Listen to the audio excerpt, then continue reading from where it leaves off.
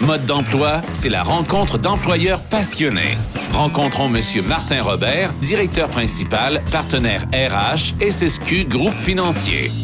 Je vais prendre le temps de bien vous préciser le titre de mon prochain invité parce qu'on s'attarde aux ressources humaines. Alors, il est directeur principal des ressources humaines chez SSQ Auto et j'ai nommé Martin Robert. Bonjour. Bonjour, Julie. D'abord, juste savoir, c'est quoi le titre des gens qui travaillent pour vous?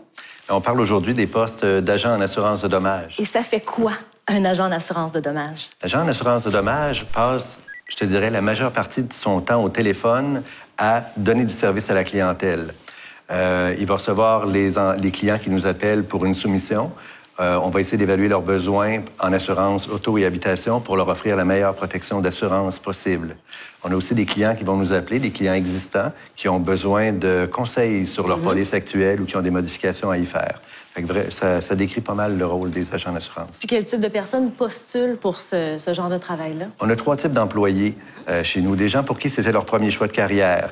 On a des gens pour qui ça représente une réorientation de carrière, des gens qui ont passé quelques années dans un autre secteur et qui se forment pour travailler en assurance de dommages. Et on a finalement un groupe d'étudiants qui étudient à l'université et qui travaillent chez nous là, durant leurs études. Ces gens-là, on les forme de A à Z là, pour qu'ils puissent acquérir les compétences. Et ça serait quoi, justement, pour les gens qui nous écoutent, là, puis là, commencent à être intéressés, là, vous commencez à nous titiller un peu là, les exigences, les qualités pour ces personnes-là? En fait, la première exigence, c'est de détenir un permis en assurance de dommages de l'Autorité des marchés financiers. C'est vraiment la première chose qu'on regarde. Mais évidemment, on ne s'arrête pas là. Chez SSQ, on cherche des gens qui répondent à nos valeurs organisationnelles, des gens qui sont respectueux, des gens qui sont compétents, intègres et qui vont mettre ces valeurs-là au service de leurs clients. Ces personnes-là doivent apprécier le type de communication par téléphone, être capables d'établir des liens rapidement avec nos clients. Et puis, je pense que dans les organisations aujourd'hui, c'est intéressant d'avoir une bonne capacité d'adaptation au changement.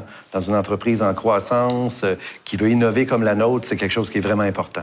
Monsieur Robert, est-ce que l'avenir des agents en assurance de dommages est prometteur? Définitivement, Julie. Oui. Le taux de placement pour les finissants est de près de 100 wow.